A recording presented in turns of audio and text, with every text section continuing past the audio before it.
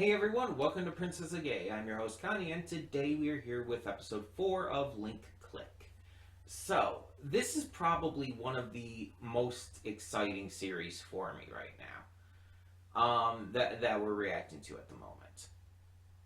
Because it's like, obviously we have One Piece that's continuing to be fun. We have Ruby that's gotten started with Volume 9 and is just really getting exciting and interesting, and so much depth to that. But this one is like, this is new. One Piece I've been a fan of for a long time. And with Ruby, it's like I've been watching since the break between seasons 2 and 3 is when I started, and Volume 3 was the first one that I watched as it aired. But that's still been quite a long time. And so those are series that are hyped for me, of course, because I've been hyped for them. But with this, it's something newer, it's something fresher, and so it's almost a little more exciting and a little more hype because of that. It's something that is more exciting because it's something that didn't already know I was going to be into. And these first few episodes have just continuously proven to be amazing. And I was worried because the first episode was so fucking good that I was genuinely scared that the following episodes wouldn't follow suit. But luckily they did. The second episode was just as good in different ways, mind you, but just as good. And the third episode switched things up a little bit, but really kept that quality going nonetheless. Because see, in the third episode, our client is this guy who wants to make up for a regret from his past during a basketball game. When he was a teenager. And so, Shaoxi, something like that. I'm getting the names slowly, but I'm getting them. I know the general idea of what his name is. He goes into, I apologize, by the way, for mispronouncing anything in this. I'm trying. I'm genuinely trying to get it. But he goes into this guy, through the picture and everything, and he's trying to, they're trying to help him, fix his regrets without changing the timeline. So he ends up joining the basketball game, and he's doing really well, but Lu Guang tells him, or reminds him, we have to keep the path. You can't win this. If you win this, everything changes. And we can't be really doing that for obvious reasons. That would put things on a different path than what they're supposed to be. And so he does try, but they end up winning anyway. And the episode kind of just ends with that. We don't get like a resolution for after the fact. It just kind of ends with the fact that they won, and history has changed. So yeah, but the big thing with the last episode is that it really wasn't focused on the client this time. With the first couple episodes, it focused heavily on the client and the people directly around them, and how those people affected the client. It was the client's story that we were being told. But in this one, it really wasn't. Like, the client was actually taking a back seat to our main character. We got to know more about him. We got to find out that he's not only really good at basketball, but has a history with it, including it's how he met Lu Guang. We find out that he's extremely competitive when it comes to basketball as well.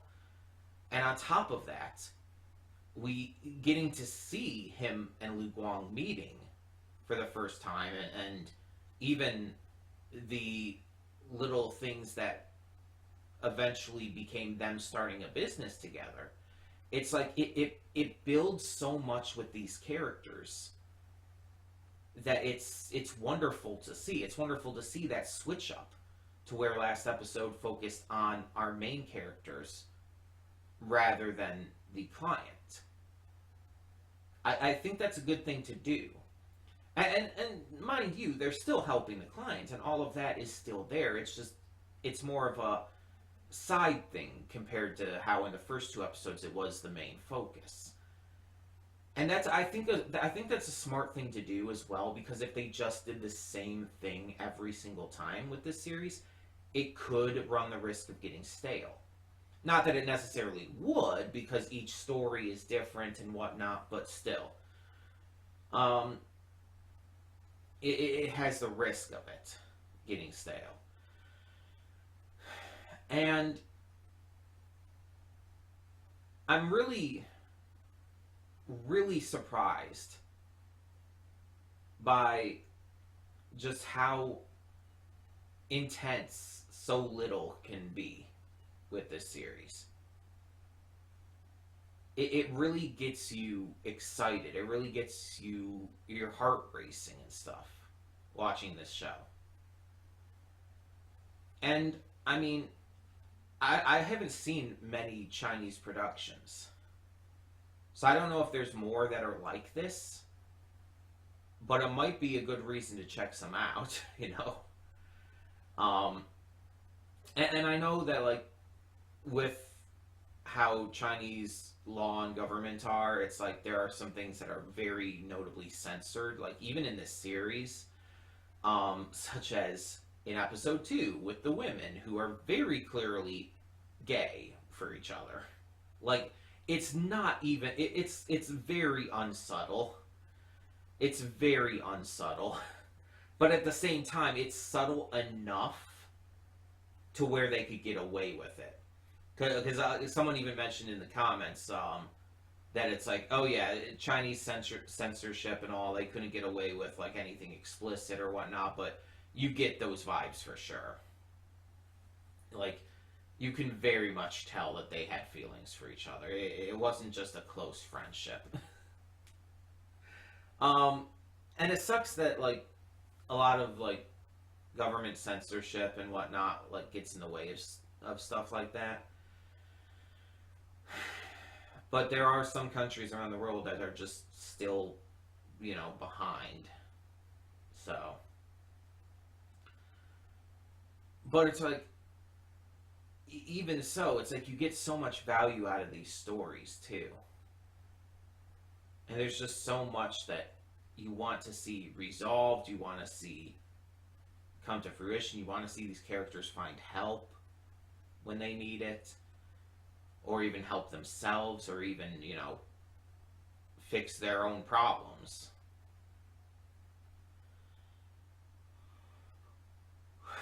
And you're hoping for more, you know? Now, my big thing that I'm still waiting for is I want to see more of the girl who's helping them. I don't know what her position within the company would be, but she, like, has been going out and finding clients and talking to them, and she's been like kind of the communication in between for a lot of the cases, it seems. So I want to know more about her, because right now she's a side character at best. Lu Guang and Shashi are the main characters, and again, I apologize if I'm mispronouncing anything, or if I'm just getting the one guy's name wrong. I know the one is Lu Guang. I know that. But yeah. We don't know much about her right now. She's kind of a mystery still. So, I'm hoping to know more. And we know that this series has a season 2 already coming this year.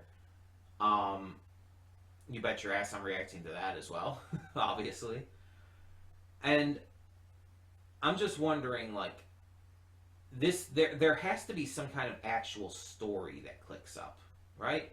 Like some kind of recurring plot that comes into play that is going to affect. Excuse me. That it's going to affect things enough to where a second season is feasible. Because right now, like, you could do a second season with just this idea, but I feel like there needs to be something more at the same time. And hopefully there ends up being something more. If it ends up just being this kind of stuff the entire time, then it's still going to be good. It's still going to be very good, but yeah. Either way, we're going to get this started. Hope for the best. See what this episode has in store for us. And yeah, we'll just go from there. So, when the screen fades to black, pause this redirect and go to the description below. Follow the link to the reaction, and after you watch it, come back here to the redirect and resume play. Because after it fades to black, then fades back in, everything from that point forward will be my afterthoughts and will contain spoilers to the episode. So, that being said, thank you so much for tuning in, and I will see you at the reaction. And we are back, and we'll begin with spoilers in 3, 2, 1, now. So we got our first multi-parter here, possibly a 3-parter from what we're seeing, but at least a 2-parter. And I kind of brought up like last time that it's like, okay, or even in the pre-thoughts here, I brought up that the last episode wasn't really focused on the client as much as it was on Xiaoxi himself and developing him. And mind you, that still continued this episode, but this episode definitely put more focus back on the client, whose name I think is Chen. So there was a little more focus given back to that, because it's a 2-part. I didn't know it was going to be a 2-parter. And we got to see like more interactions between him and some others. And they kept having to go along with the mission and delivering these messages and everything to the different people in his life.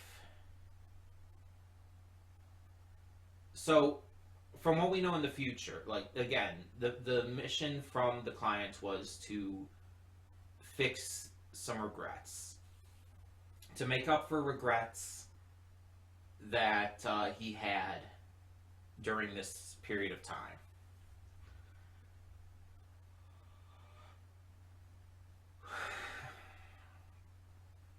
And we find out why.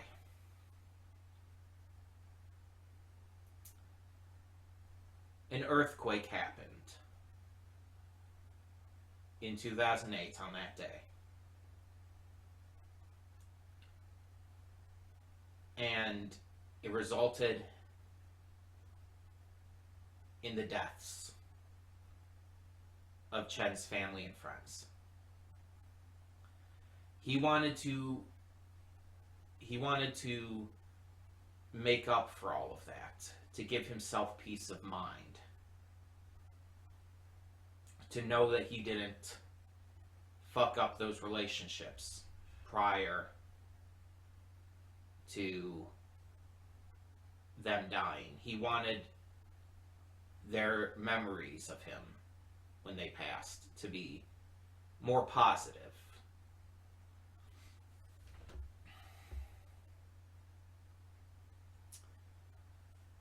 And Xiaoxi, being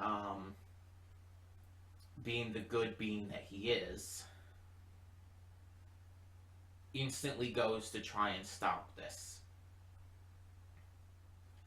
When he finds out, he remembers where he was during that time. The panic in his own experience, the fear, the pain. And he didn't want anyone else to go through that.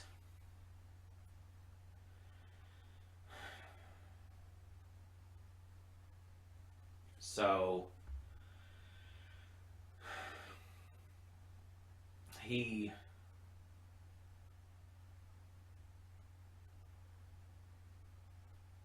wanted to go and try and stop this to save them.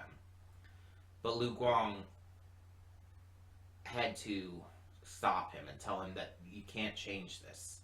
That death is not something you can change. That it's permanent. That you could end up erasing someone from existence. Let me see exactly what it said again, just to... I was getting like really heavily emotional at that point, so I want to make sure I'm exactly what it said here.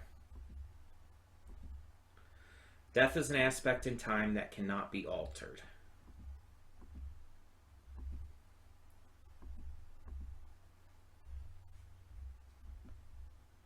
Your entire life could cease to exist.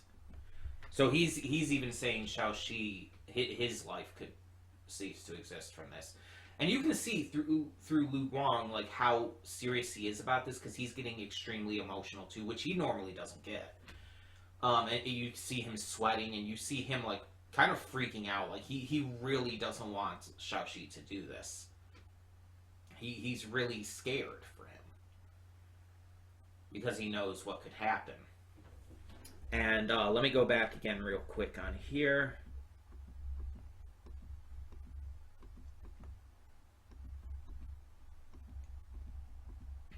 Just try to find something here.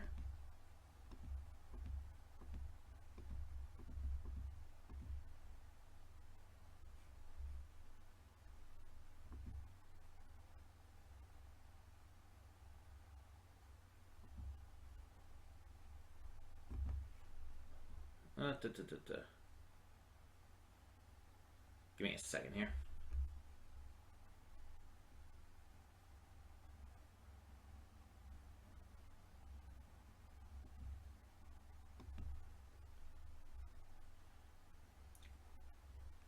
Okay, so yeah, we see Xiaoxi back from that time. He's talking to his sister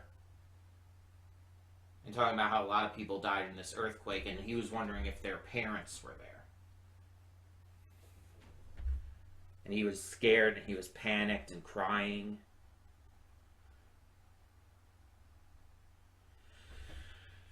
She's trying to comfort him, saying that they were probably in a further place and everything.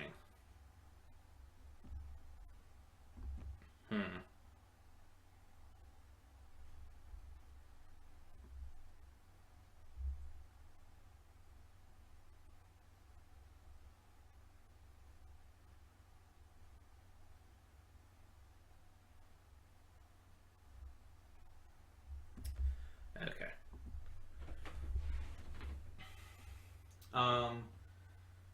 It's really hard to go through something like that. Speaking from experience. Not necessarily with an earthquake or a natural disaster or anything like that, but with losing family, or even the fear of losing family. I've lost multiple family members.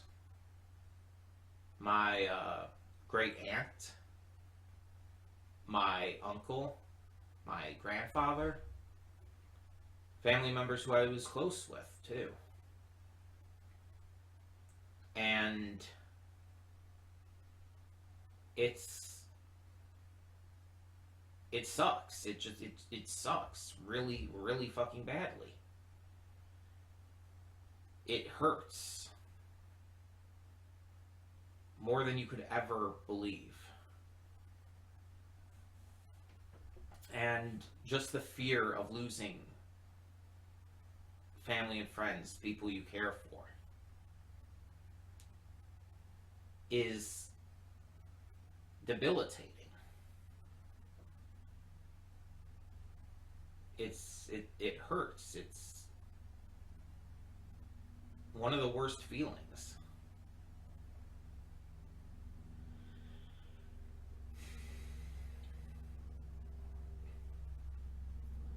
So not only seeing Xiaoxi having gone through that when he was a kid, but seeing the fact that this is why Chen hired them to make up for the regrets he had before that happened.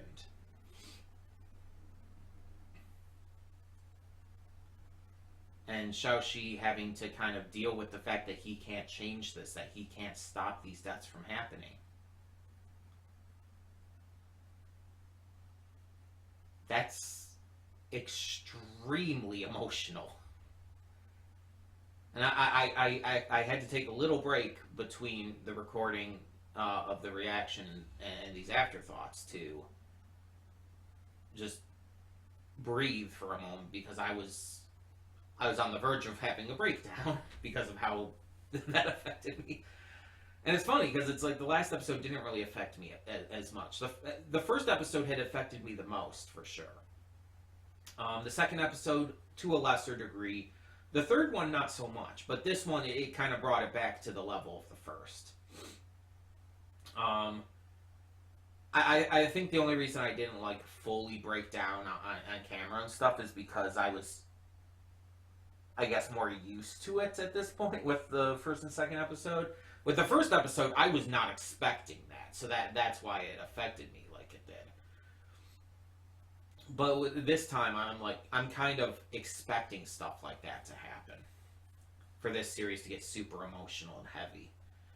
So it's like that really it didn't catch me as off guard, so I was able to keep it in. But yeah, it's still like, Jesus, like that got really dark and heavy really quickly. I don't know if this is going to be a 3-parter or not, but I could see them continuing this. Or maybe it's just going to like go like skip forward after this, and Xiaoxi's going to be just like stuck in a state of depression or something, which I could believe.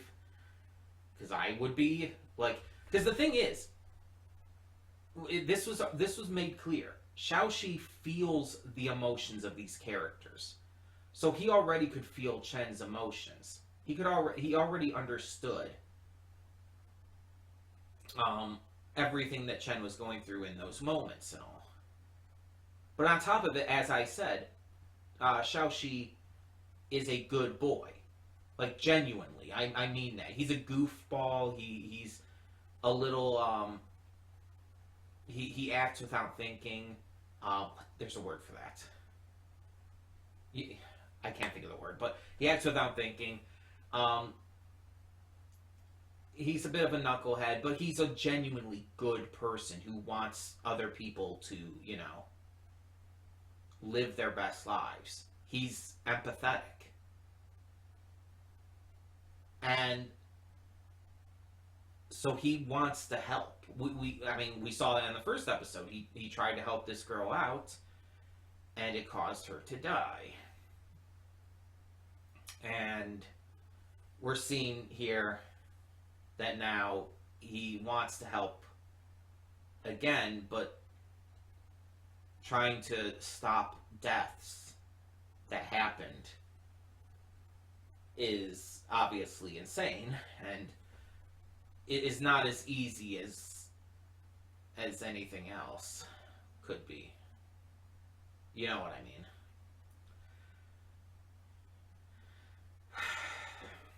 It's not something he could just do all willy-nilly.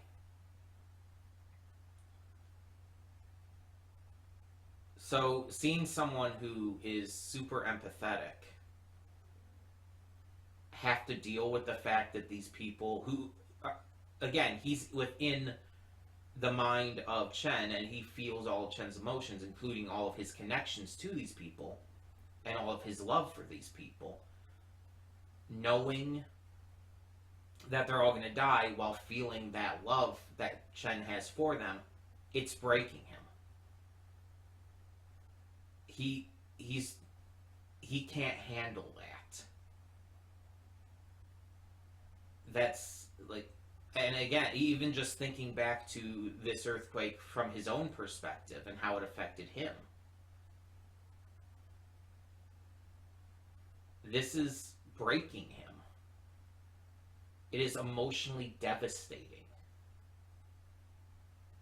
and I don't think it's gonna leave him in an okay state once this is finished, no matter what.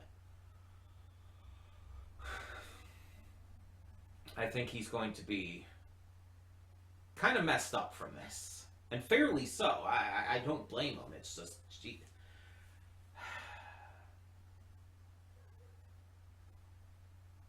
This series is a lot. It's a lot to handle. And I'm not saying that in a bad way. I'm actually saying that in an extremely good way. This series has gotten me so emotionally invested in just everything going on with these stories and whatnot. Even if they're just episodic stories, I'm so emotionally invested in them. I'm so emotionally invested in the main characters.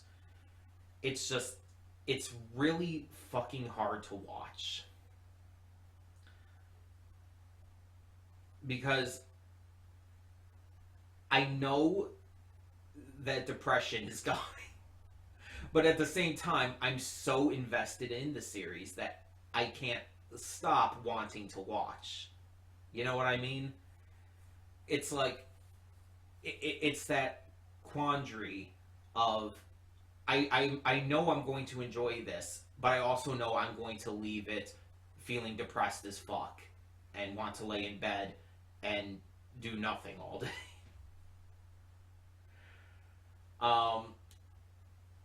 Yeah, it's just it's kind of that mixed thing. And again, it's like I like it, I love it, but the way it makes me feel is just it is so down, and it's like so I'm very, I don't know how to explain that. Like,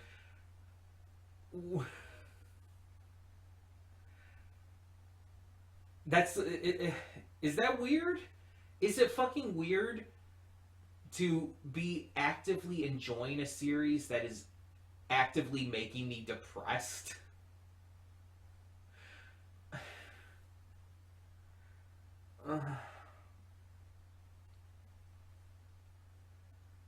I don't know.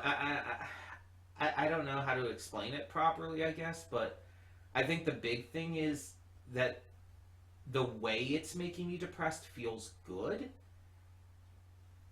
because it's again it's forming that connection and that investment with me with the characters and the story and everything.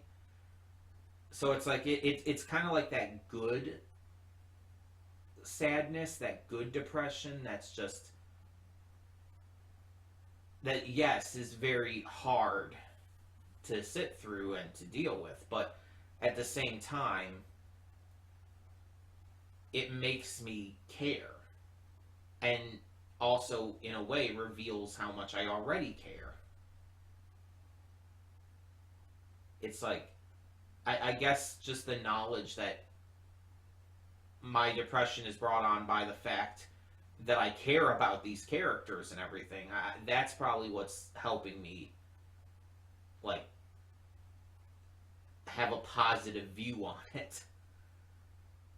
It's just it's weird because like yeah, I've watched plenty of things before that have had depressing moments and stuff in them, that are just like shows that I've gotten really into, um, such as One Piece or Carol and Tuesday or whatnot, um, or even stuff like the Owl House, you could say. But it's like this is just like this is hitting in a way that those don't. And it's not saying that it's necessarily better than those, but it's more saying that this hits in a very different, very specific, very harsh way. Like the Owl House and other shows like that usually balance it out with comedy or goofiness or whatnot, or in Carol and Tuesday's case, just really fucking good music.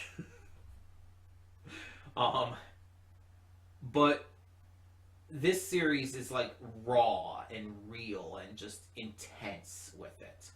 It feels a lot more frightening, to put it simply. Like,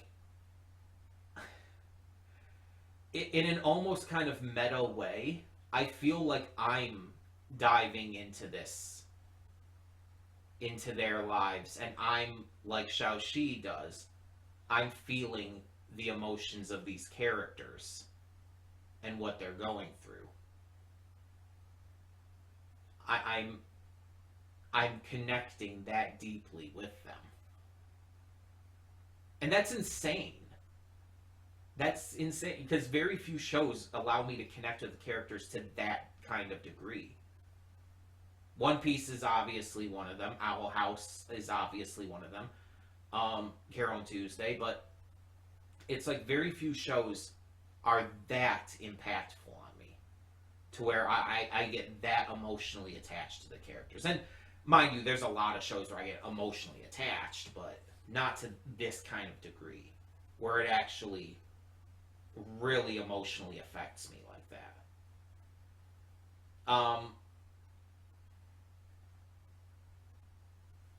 Yeah, it's just it's wild. It's wild. Because again, all these other shows balance it out with other shit. This show's not doing that. This show is not balancing it out with comedy or music or goofiness. It's like, oh no, just have a slab of depression with a side of depression. Just get really fucking sad because things are messed up and you care about these characters and you don't want to see them sad, but they get very sad and it gets you very sad and it just breaks you down and you're not okay.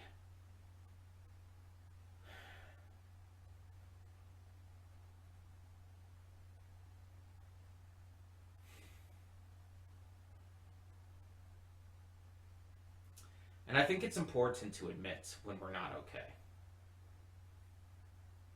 I think it's really important for people to admit when something bothers them or something just leaves them in a state where they're just not doing well for one reason or another.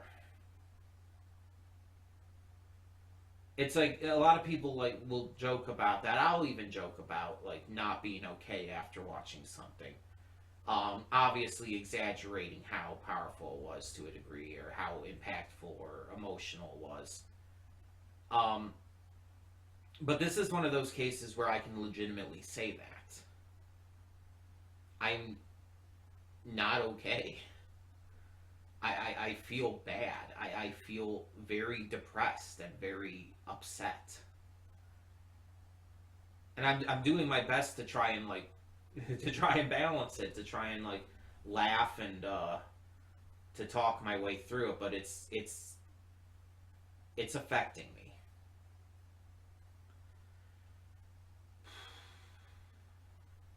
Just seeing that hopelessness in Xiaoxi's eyes, or technically Chen's eyes, at the end there, it's just the panic, the fear, the pain.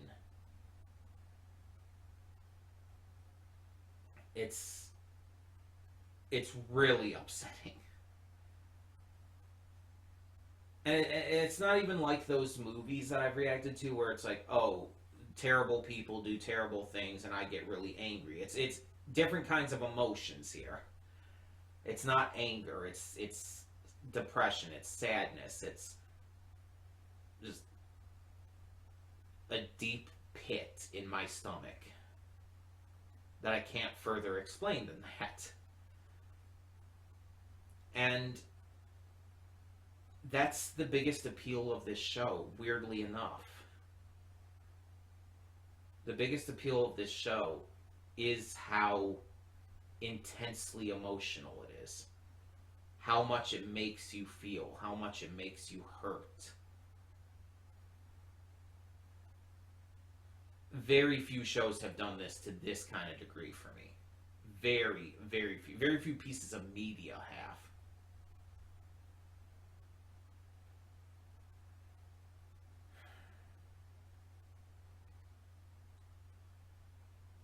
And it's just,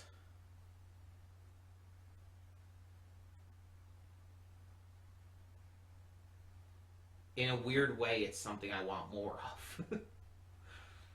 Because again, it's like it's so good, it's so well written, so well directed, so well acted, so well just executed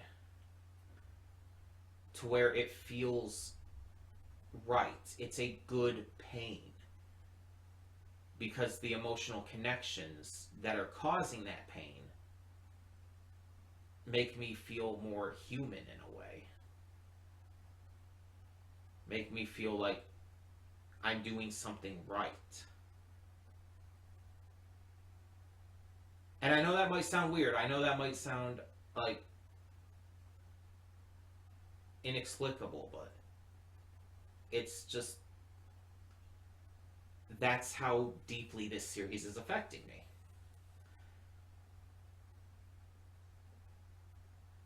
This has, like, what, 12, 13 episodes? Plus season 2 on the way. If this series continues to, like, with this kind of level throughout the entire run and doesn't falter, and if it sticks the landing, this could possibly surpass Carol Tuesday for me. And that's insanely tall shoes to fill. Big shoes to fill. Because Carol Tuesday is my second favorite series of all time after One Piece. And Carol Tuesday is one of those shows that I adore that much. From start to finish. So the idea that something could surpass it is wild to me, but it's possible. And that would also mean it'd have to surpass Owl House too, which is insane to think about. But I could see it. If it continues to be to this quality, the rest of the series, or at least the season, and sticks the landing with that, then yeah, I think it would deserve that. I think it would deserve that spot. And mind you, season 2 could change things, but just going off of season 1 for now. This show is, like, already, just 4 episodes in, feeling pretty damn special for me. Like, this is the kind of shit that is right up my alley, I guess you could say. And I would love to see more shows do stuff like this. Not obviously not the same way, but, you know. And the fact that this isn't even like a Japanese anime, it's a Chinese donghua, is even more exciting about it. Because it's like, again, I've seen very little Chinese animation. I think the only other thing I can, like, accurately say I've seen is The Legend of Hay. So I'm excited to maybe check out more stuff in the future if this is a sign of things. Because this is just really fucking good. But I've been kind of just rambling and focusing almost entirely on that, and I don't really have much of anything else to say regarding the episode specifically, because I've gotten all I needed to out about that. So I guess we just end it here. Tell me in the comments below what you thought of this episode. For now, I'm Connie, and I'm signing off. See y'all next time.